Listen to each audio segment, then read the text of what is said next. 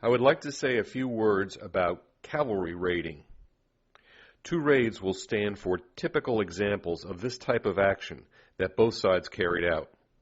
The first is the October 11th interdiction of a wagon train by Jeb Stuart near Chambersburg, Pennsylvania.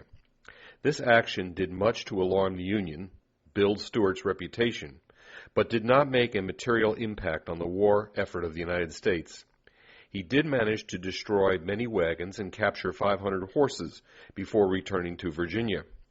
That same Pennsylvania town was to sustain further war damage later on in the war, but once again it had no strategic impact. Raiding works best when you have a low ratio of enemy forces to space. Further, it is more successful when you have a friendly civilian population. This worked against Stuart in the east, but the strategy favored Southern raiders in the west. This is because Stuart had neither small enemy forces opposing him nor large space in which to range. And, of course, Pennsylvania did not have a friendly population. The next short vignette does take place in the west. It raises another popular bit of folklore. That is, the Union soldiers discarded clothing and equipment by the side of the road during long marches. The time is October 1862. The quartermasters are trying to supply Buell's army out of Louisville in the direction of Bardstown, Kentucky. As the army began a march during a heat wave, the exhausted troops began discarding everything they deemed unnecessary. Clothing, blankets, and other items were strewn along the route of march. While this did indeed happen, it was the exception and not the rule. Wagon trains supplied the army in this area because the railroads had been destroyed. As the army advanced, you had increasing distances over which supplies had to move. A small footnote should record that these supply trains could easily retrieve the dropped gear. The management of this resupply operations is a key factor in this story of logistics. These trains were put on the roads in groups of 100 wagons each. The shipment had a train manifest so that the shipping point, the destination point, and the train itself knew what goods were on the train. The content of these manifests is what I will later call information. Each train had a quartermaster officer on board and responsibility for the goods.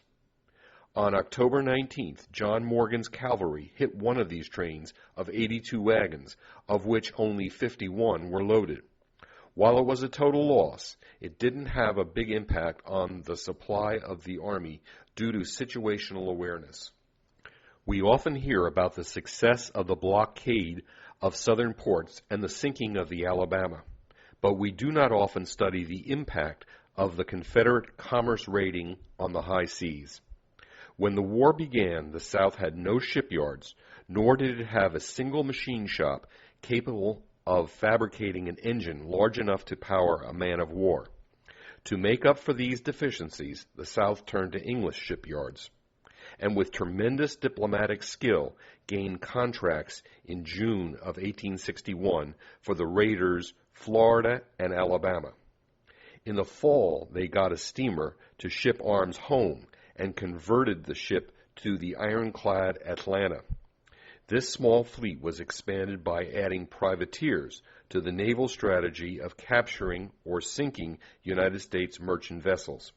The history of Confederate privateers was short-lived, as they were not very effective at bringing in the prizes to port. With a change in strategy, the South focused on sinking Union vessels rather than trying to bring them home and run the blockade. Raphael Semmes was a legend with his first raider, Sumter, even before he assumed command of Alabama. Sumter burned 18 vessels during the second half of 1861. Once he got Alabama, he bagged 64 more U.S. ships. Add in the count from Florida, and you get a total of 120 ships. There were other ships, but these were the biggies. The bottom line on the commerce raiders was that they did not alter the outcome of the war. They did divert ships from blockading and drove up the cost of insurance to astronomical heights, but they were insignificant in reducing the North's materiel stockpile. My final example will put a date endpoint on this presentation. That would be the horrible defeat of the Union at Fredericksburg in December of 1862. It is ironic that the same Rappahannock River that caused the delay in the meeting of the two armies also saved the Union equipment from falling into enemy hands. Very little supplies crossed with the men on those fateful days. The river prevented Lee from pursuing the hapless Burnside. Thus, all the means of war was still in Union hands for the pivotal year of 1863. With these 9 examples behind us, we have set the stage for the true story of Northern supply.